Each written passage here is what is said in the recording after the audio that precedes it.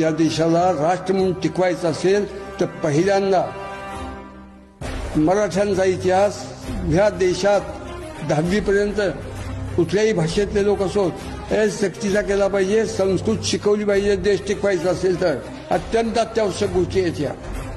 पण एक कार्याची इच्छा उत्पन्न होईल असं महाराष्ट्राचं शासनही असलं पाहिजे.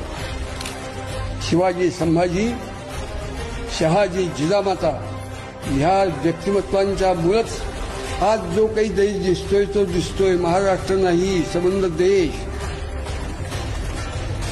महाराष्ट्र मेला तरी राष्ट्र मेले, मराठा विना राष्ट्र गाडा न चाले. राष्ट्राची, देशाची, देवाची, धर्माची कडवी भक्ती असलेला समाज जोपर्यंत उत्पन्न होत नाही तोपर्यंत हे असंच होत राहणार आहे. तर इलाज नाही.